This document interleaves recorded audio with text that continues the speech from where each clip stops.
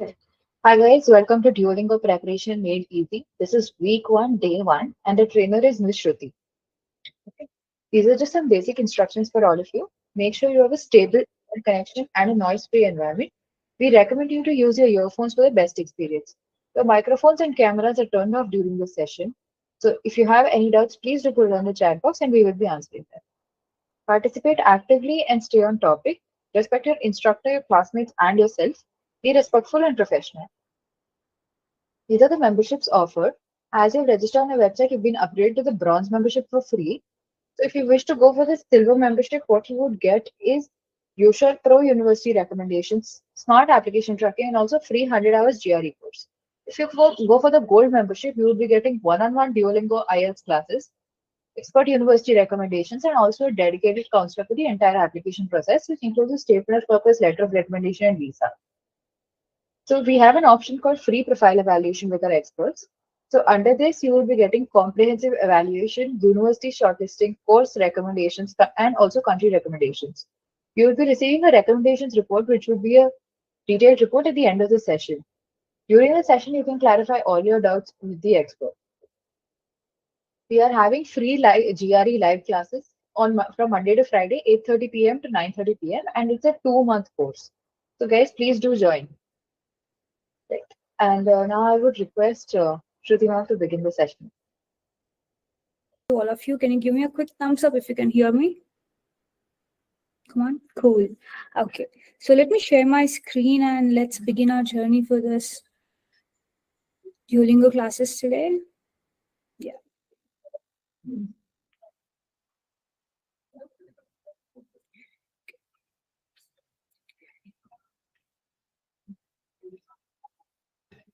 One second, guys.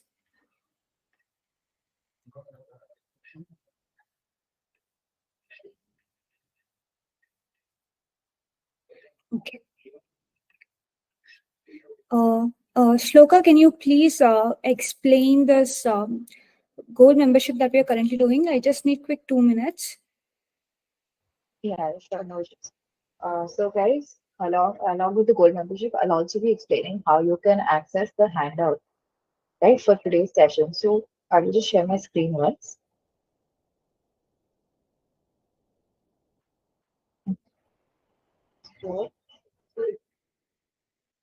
Yeah, I think my screen is visible to all of you. So now, what you will see is on this screen, you can just go to your name and go to My Test Prep, My Test Preparation. And if you go, you will see something called Duolingo English Comprehensive Live Classes course. So if you click on View Course, you'll be able to see this screen. And here you can go to Listening and Writing Week 1. And as we're in day 1 of week 1, I'll be showing you that. So you can go here, click on day 1, and click on this, and you will be receiving the handout for free. Okay, this is the handout which is made available for all of you. I've even shared the link on the chat box. Also, guys, you can also see that I've shared a Telegram group link to you guys. So you can just open the, please do join our Telegram group because you will be getting the handout answers on the Telegram group itself. And you'll also be getting extra notifications on the Telegram group. That link is valid only when you use your mobile phone and not your laptop. So please do join that link only using your mobile phone. Okay. And about the uh, about the gold membership, people who are feeling that they are not getting enough attention during these classes and they wish for more attention, then we suggest you guys can go for the gold membership and take up one-on-one Duolingo classes. Duolingo course, usually this examination is used by students to get into the graduation courses. To study abroad, this is an English proficiency language that they have to clear. Okay. Any other questions? Ma'am, I'm from Kashmir. I need some help. What? Okay. So guys, please stick to the topics here and we'll get back to you. Okay. Come on. So guys, today's the first day of Duolingo preparation classes. And first, let us understand why Duolingo and what Duolingo is and how we will be going ahead with the preparation. Cool. Duolingo is an English proficiency test, and when compared to all other examinations, it is considered convenient, fast, affordable, and trusted across the world.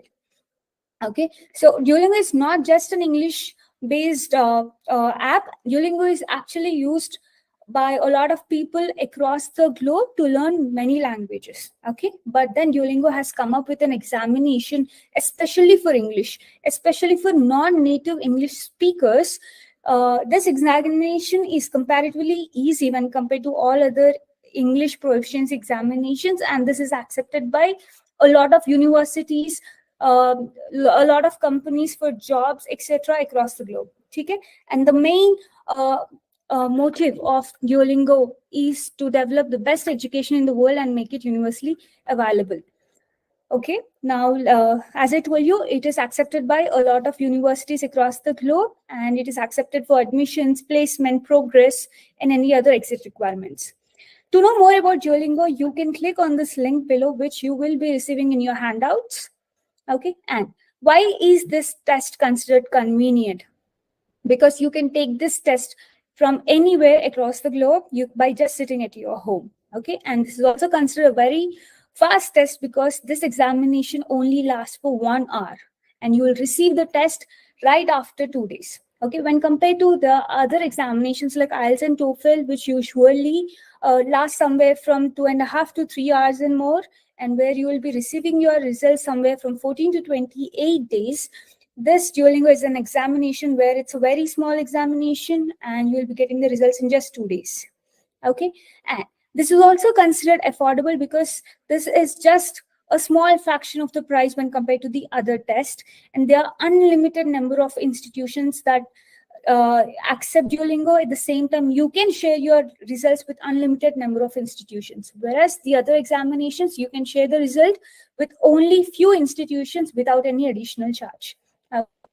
Come on, let's learn a little more. As I already told you, the test is only for 1 hour, and it is an uninterrupted test, which means there are no breaks in between the test. It is also a computer adaptive test. This is a very important term that you need to learn. What is a computer adaptive test? Okay, it means that the difficulty of the examination varies with each question that you answer. If the first question that you answer is going to be an easy one, if you answer it well, the next question might be a medium difficulty one, and if you do that well, the next question might be a tougher one. But by chance, when you come across the medium difficulty question and you couldn't perform it well, so the next question will be an easier one, so that you can answer better. So the system is changing the questions based on how well you can answer. Okay, if you are being good at answering easy questions, then the system will continuously give you easy questions. If you can answer tougher questions, then it will try giving you tougher questions. Okay, and it also says that the examination has only one section. What does that mean? Okay, whereas in IELTS you have 4 sections, whereas in TOEFL you have 4 sections, like reading, listening, writing, speaking. Okay, so what are these reading, listening, writing, speaking? These are four main important sections of a language. No matter where you go, if you want to survive in a country with a specific language, you need to know 4 things. You should be able to read what is written. You should be able to listen and understand when a person is speaking. You should be able to communicate back about what you understood. Okay, and you should be able to write. So if you understand these 4 aspects of an English, then you can survive in any country. Okay, and the examination is going to be of varying difficulty. As I told you, the difficulty of the questions keeps varying. The examination is going to be adaptive length. What does that mean? Okay, so the speciality of Duolingo examination is it doesn't have any specific number of questions.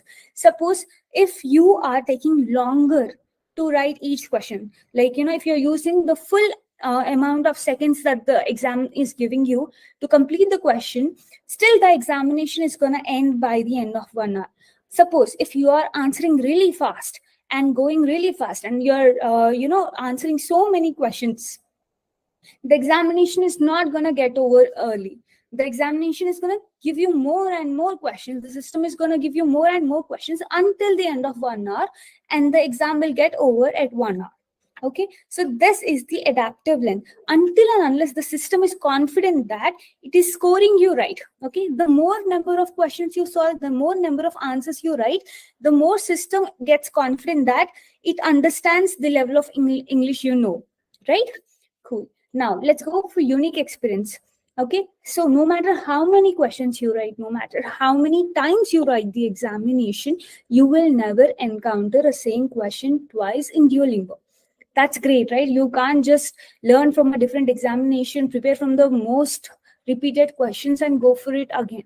Every time it's a unique question. Okay, some very important additional points why Duolingo is important or easy, or why people prefer Duolingo when compared to other examinations is you can take this test minimum twice a month. Okay, and there is no limit on how many times you can attempt this exam. You can take this exam no, anywhere from your across the globe from your house, and the examination only costs $49. Okay, whereas the other examinations they almost charge 15,000 plus GST and more. And here in this examination, you will receive your results right after 2 days. You can directly send your marks sheet to any number of universities. We have already discussed this. Let's go forward. Cool. And so, as I told you, the examination is going to last for 1 hour. So, how is this 1 hour broken down? The first 5 minutes will be about you sitting in front of your system, making sure your webcam is right, making sure you are showing all the identification proofs required, making sure your room is noise free and disturbance free. Cool. And the next 45 minutes, you will be writing your adaptive test, which we have just discussed. And the last 10 minutes, you will be attempting two important questions, which are called as writing sample and speaking sample. So what are these? In the writing sample, you will be writing about the topic that the that we get in the examination. Whereas in speaking sample, you will be talking about a very the topic that is given to you. Okay, it could be anything about your experience or your thoughts, or you might have to elaborate or contradict or anything. You should be able to talk about the topic for minimum 3 to 5 minutes or 1 to 3 minutes. Cool. Yeah, let's go ahead. Now, so how is Duolingo scored? Usually Duolingo is scored from minimum 10 marks to maximum 160, which means the Duolingo is examination is scored out of 160 marks. But here in this Duolingo examination, you will be mostly measured on your subscores. Okay, so what are these subscores about? We have 4 subscores on which you will be scored on. First is called literacy, so the ability to read and write. Next is called production, the ability to produce. What is produce? Being able to write or being able to speak, which means you are making your own sentences in your mind. You are setting a pattern in your mind. You are being able to produce something on your own, which is called production. And what is called comprehension, the ability to listen and read, which means when you listen to a person, you try to comprehend, you try to understand what is in their sentences. Okay, when you try to read a paragraph in a chapter, you try to understand what that paragraph tells you, right? So we all might have faced this situation in earlier where you read a complete paragraph but you might not understand anything. That means we were not able to comprehend what's in the passage, right?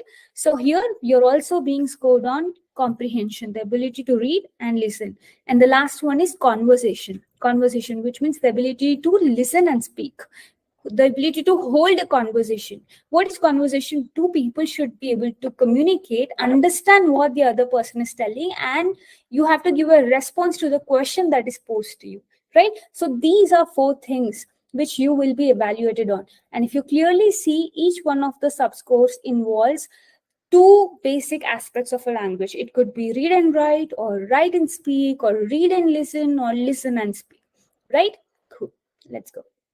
Now, just this is a simple thing that you should know, how Duolingo scores are comparatively, equivalent to TOEFL and IELTS. If you see, if you score somewhere between 140 to 145, which is not very tough in Duolingo, that is equivalent to 7.5 in IELTS, which is considered very good score in IELTS. Okay, whereas if you see when you score 140 to 145, it is equivalent to 110 plus in TOEFL, which is also very good score. So if you target somewhere between 130 to 135, you will be able to apply for most of the universities with a really good score. Now, these are some few important points that you should be aware of before writing the final examination is to make sure you use all the time available to answer a question. Okay, you will not be given higher score just because you are solving the questions faster. Okay, and the longer responses that you, the more number of, like if they are asking you to write 50 words, minimum 50 words, if you're writing 100 words, if you are being able to write confidently 100 words, then go for it, because the more you will be able to write or the more you speak, system gets a chance to evaluate you more, which means there's a chance of you getting a better score. Okay, if you write less, the system will only get a chance to evaluate you less, and it might think that you know a little less English, like no, comparative to others. So in that case, what I would recommend is, as long as you're confident, try writing as much as possible. If you're confident with only 50 words, then don't write more, because if you want to write more, but if you write mistakes, then the system will think again that you're not so good at English. Cool. Now, you will not be getting any negative marks in this examination if you do any mistakes. Okay, so don't worry about it. And you can't return to a question, so there's only next button. You can't go back to your previous question because each question is timed. And try not look so don't look at the timer, don't get confused, and always make sure that you check before clicking on the next button. Make sure that you check your answers. Okay, cool. So these are all the types of questions that we will be having in the examination, and we will be discussing all these type of questions in the next 2 weeks. So give me a quick second, guys. I want to look at the comments. So okay, so I see a lot of people have told that this examination is easier because it is of shorter duration and easy compared to other fluent English tests. That's a very good point. That's why we would recommend Duolingo, because it has a lot of benefits. Okay, and this is a very good examination for you to improve your English if you are underconfident. Okay, it's not so, whereas other examinations, they focus most on the academic English, whereas Duolingo focuses most on how well you will be able to survive in a country with a English speaking people around you. Okay, it involves everything about basic communication, communication with your peers, communication with your teachers. It focuses more on surviving skills along with your ability to have your academic skills. So that's why we recommend Duolingo. Next, these are all the types of questions that we will be preparing today. Okay, each day I'll be explaining you about the type of the question that we will be discussing that day. So here today we'll be discussing the first two type of questions. These are called as read and complete and read and select. And if you see, each question is repeated minimum 4 times in the examination and the time per question. I'll get into details of it now. So first, let's discuss about read and complete. Okay, this is how in the examination this question is going to look. If you look at the duration, you have to solve this in 3 minutes. You will be getting 3 minutes to complete this particular passage, and you will be able to see it here. And if you see, you will be scored on the sub-scores literacy and comprehension. So the ability to read and write and the ability to comprehend what is given in the passage. Okay, so if you see here, you will be able to see how much time has passed and how much time is left over. And you can also see that the next button here is not enabled. So this will only be enabled once you complete all your questions. Cool. Now, some of the very important points that you should remember before you start solving this question is that here your main task is to read the passage and you have to fill in the blanks. Okay, if you see, these are the blanks. Okay, you should fill in the blanks. And this passage could be somewhere around 100 words in length, and you might have to complete some words somewhere from 8 to 10 words. Look at this, guys. This question is going to repeat minimum 3 to 7 times. On an average, a lot of people have seen this question for 6 times in their examination. So I hope you understand how important this question is. And you'll be getting 3 minutes to complete. While most of the passages could be non-fiction, or they could be focusing on factual reporting, some may also include fictional or story-based text. Now let's see some important tips how to solve these questions in the best way possible. Okay, it says always read the title first and also read the first and last sentences of the paragraph. You have to know why we are doing this, because you read the title, you will be knowing why we are doing this. Like, what is the passage about? If I say Diwali celebrations, so which means the heading itself tells that the passage is going to contain all the information about the Diwali celebrations, right? So, yeah. And here they're also talking about first and last sentences of the paragraph. We are talking about the first and last sentences because look at this passage, guys. In this example, the first and last sentences, they don't have any fill in the blanks, which means they will be able to give you some information regarding the passage. Cool? The content of the passage. And also start by completing the words you're confident about. And when you come across words you are not confident or unfamiliar, you put them aside, go completely read the passage, try filling the blanks that you know, and come back after completing the passage. Then when you have at least like 8 words out of 10, when you reread the passage, you might understand the context and you might get the right words into your mind. Okay, and there are different kinds of spellings between American and British. It's recommended to use American spelling here. Always pay attention to the topic information. What is topic information? You'll be getting the topic information from your title, from the first and last sentences. And also make sure that you read the context available and try guessing the words. Okay, you should also have good grammatical knowledge to fill in the blanks. Okay, I'll explain this point clearly, guys. There are 2 kinds of words. Okay, there is something called as content words, and then there is something called as grammatical words. So what are content words? Content words are words which are complete in itself. See, when I say cricket, you already know it's cricket. Cricket is a sport. Cricket is complete in itself. You already got a picture in your mind. But when I say and, you don't have anything in your mind. And is incomplete without and attaching to words or to sentences, right? So if you see, when I say who, which, that, they are incomplete. If I say who is going to the market, so that is when who gets a meaning. Okay, when I say which book, that is when which has a context in it, right? When I say content, when I say a book, that itself has content in it, right? Yes. And make sure you practice every day. Let's see what are these content words. Okay, what are content words? Noun, all the place, name, and things, they fall under nouns. They all are content words because they're complete in itself. Verb, which means actions, your state of actions.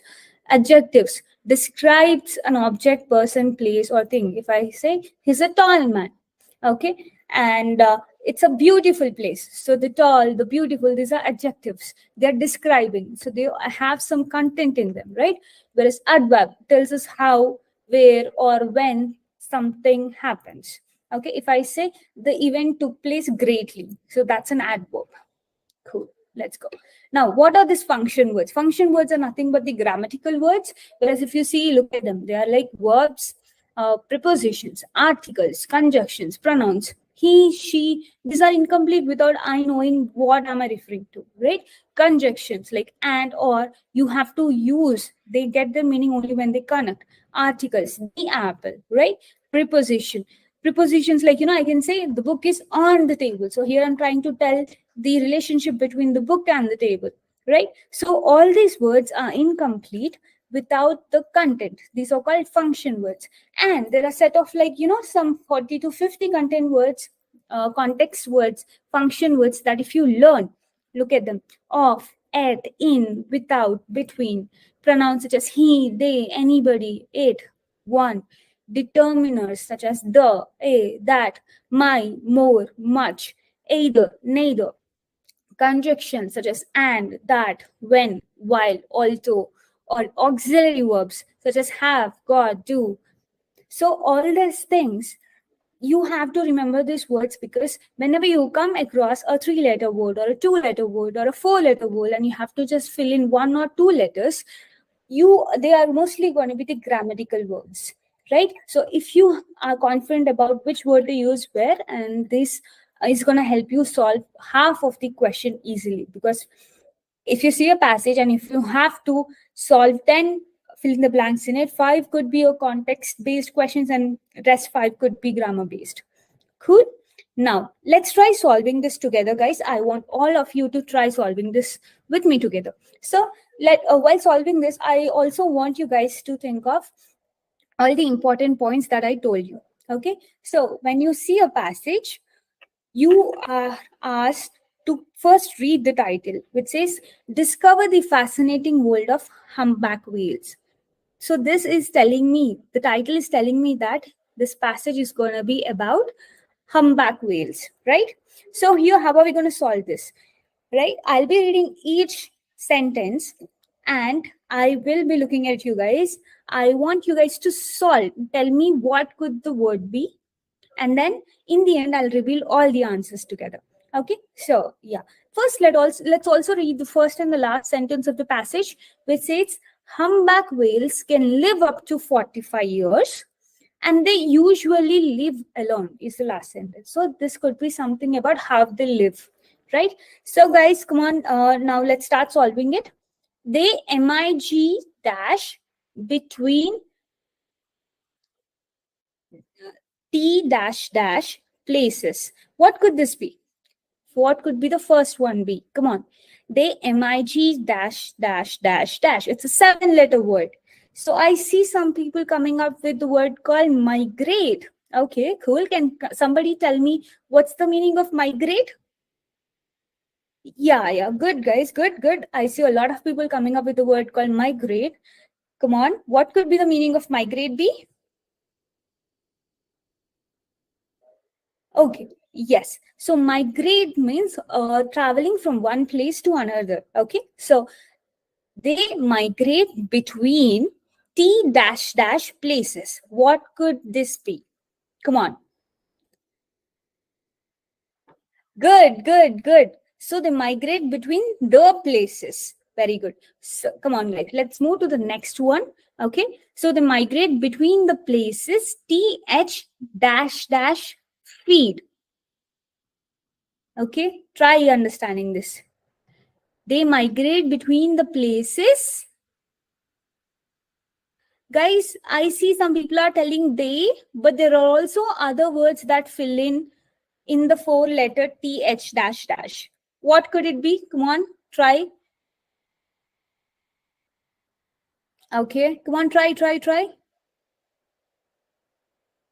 Okay, so I'll come up with the correct answer. They migrate between the places that feed. Okay, they migrate between the places that feed. I dash the win. Come on, try this. They migrate between the places that feed. I dash. What is this? Yeah. So this, see, feed in the, right? In is your preposition here. Okay, feed in the WIN dash dash dash. Okay, I see winter. So they're talking about seasons here. It's very clear, right? So they're telling that in these humpback whales, they migrate between the places that feed in the winter and the places next and the places.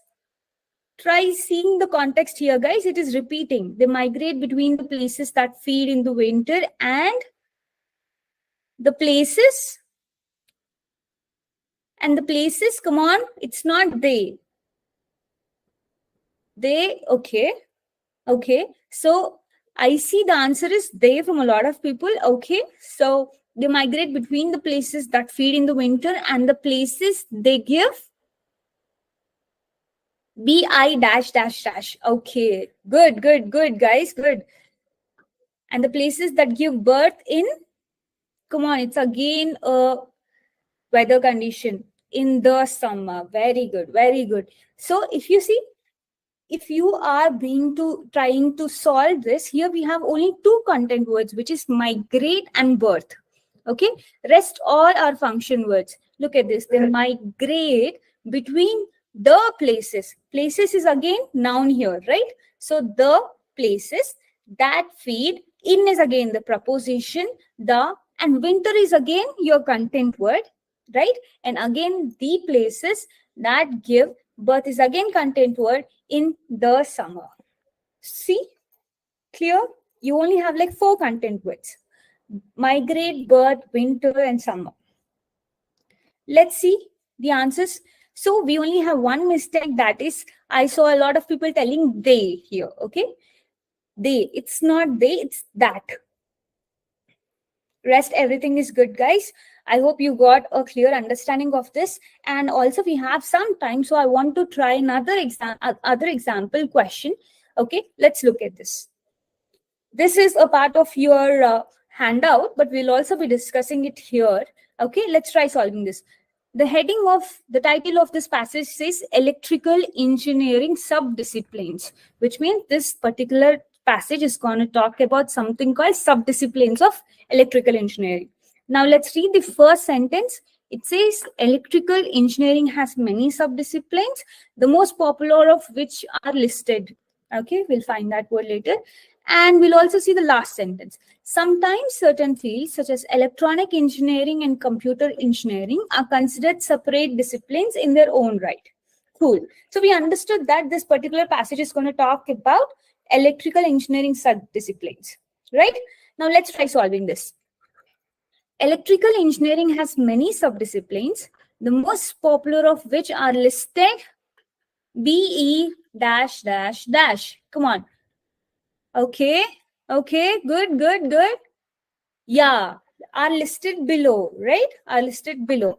Although TH dash dash dash. Come on, although TH dash dash dash. Or yes, although there are elect dash dash dash engineers. So which engineers are they talking about? Follow the content here. Although there are dash engineers. Read. See, guys, look at the title. The title itself has the content, right? No. Although there are ELECTRICAL.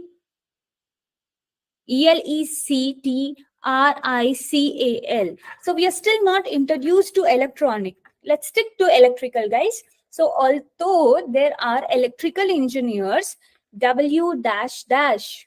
Come on. Although there are electrical engineers, W dash dash focus. What could this be?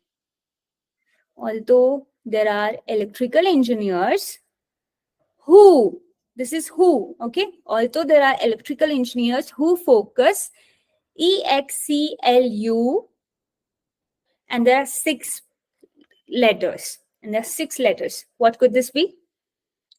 Although there are electrical engineers who focus exclude, see guys, half the word is here. Yes. So although there are electrical engineers who focus exclusively on O dash dash. Yes, exclusively on one of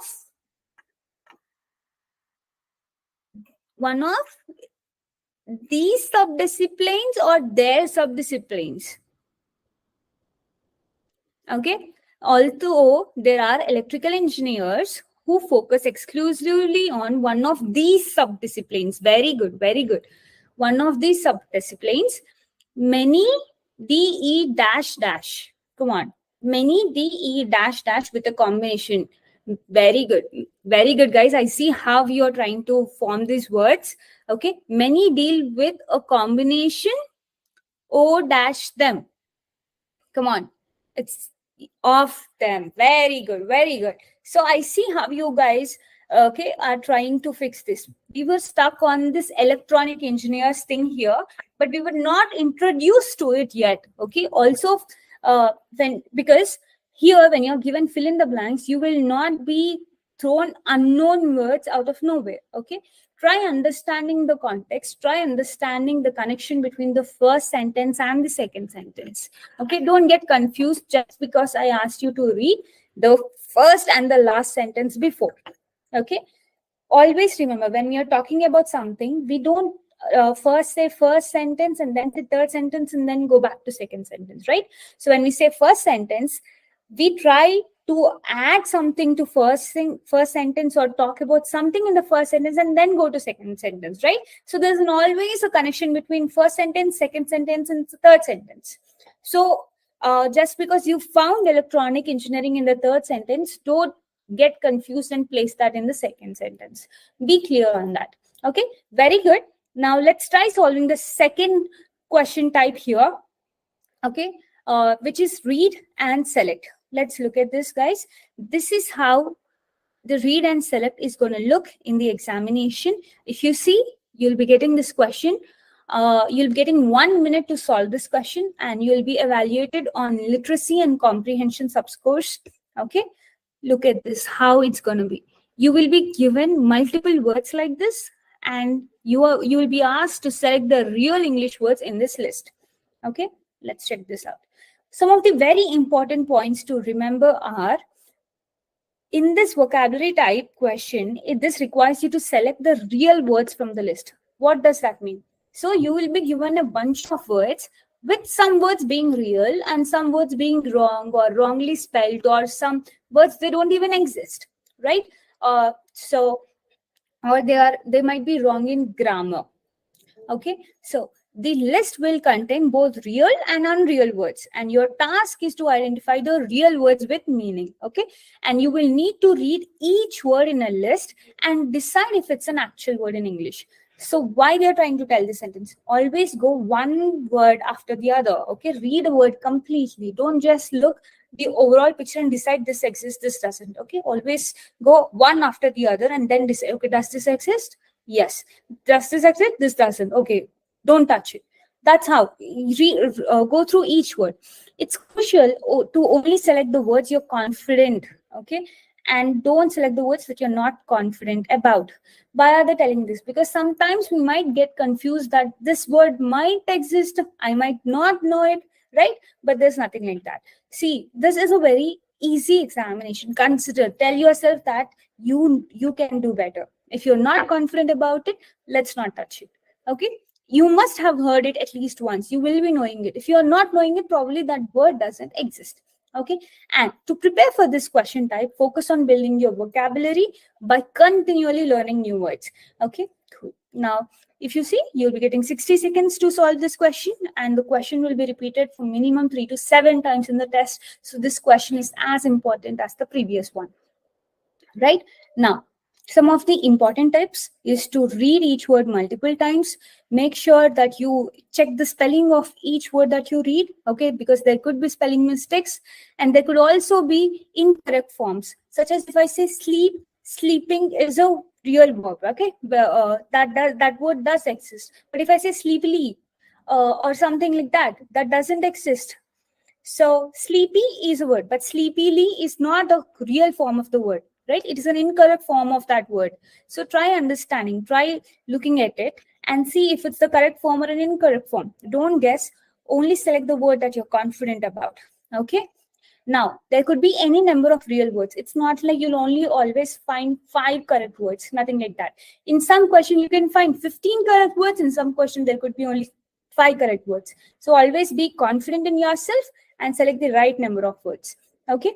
Now, always read carefully. Some words look real, but have small difference from the correct English words.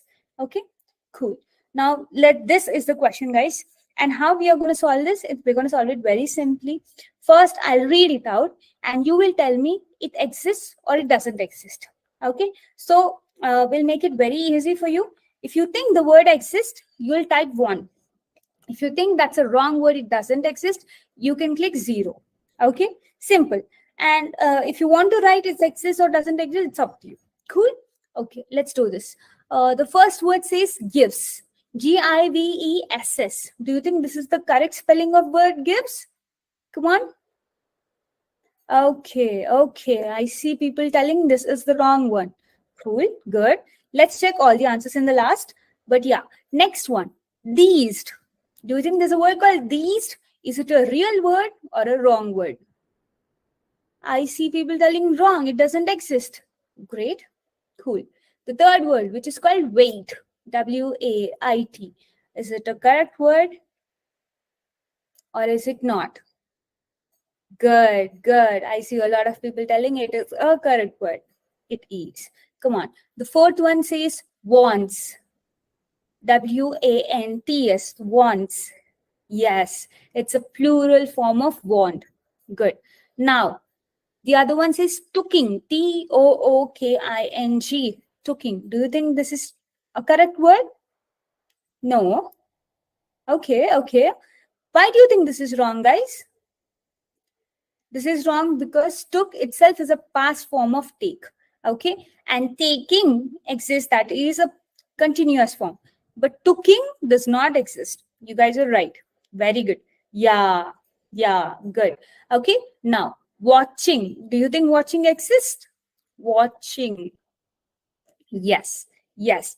Good, good. Bookcase. What about bookcase? Bookcase.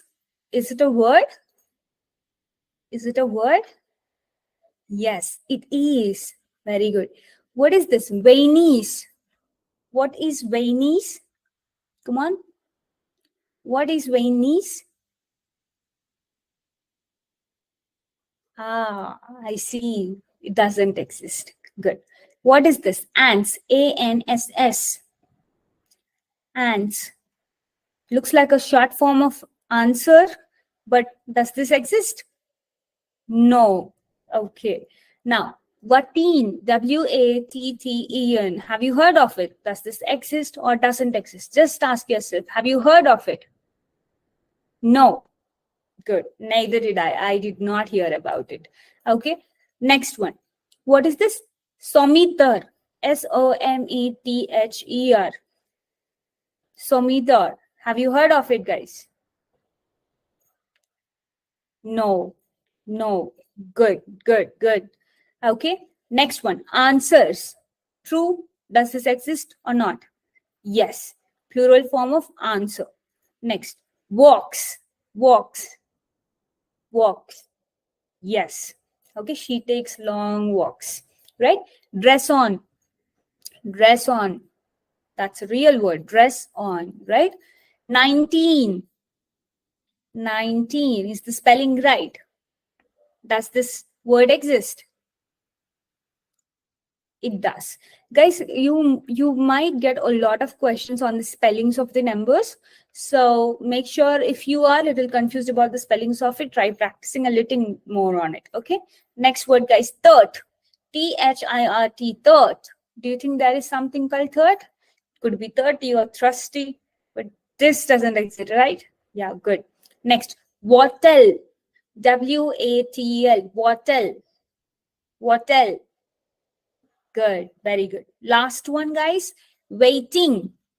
Waiting. Very good, very good. Now let's check the answers, guys. Let's look at it. See, there are only few answers. Wait is correct. Wants is correct. Watching is correct. Bookcase is correct. Answers is correct. Walks is correct. 19 is correct. Waiting is correct. Okay. We guessed dress on is correct, but that's not, because dress itself is a word. On is a word. Dress on is not a word. Okay. Think of it again and again. Bookcase is a word, right? But dress on is different. And if you see here, we have like how many right answers? 1, 2, 3, 4, 5, 6, 7, 8. There are only 8 right. Overall 18, right? So there's not like, you don't ever have specific number of right answers. It's always like, none of us have heard of all these words. Bainies, ANSS, Batines, Samothar. All these words are something new to you and me. So all you have to do is you have to trust your gut, you have to trust yourself and be confident about the words that you know and just click on them, right? Cool. Okay, guys. Now, there are other questions which you will be getting in your handouts where a moderator has shown earlier. And I would like you guys to go there, check out the handouts and try practicing them. We'll be having a lot of questions coming up, a lot of topics we'll be discussing every day. And in 2 weeks, you'll be completing your Duolingo course. Okay, isn't that a great news? In 2 weeks, you will be confident in writing your Duolingo examination. Now, if you have any questions regarding anything, you can ask me on the chat box and I'll be helping you out.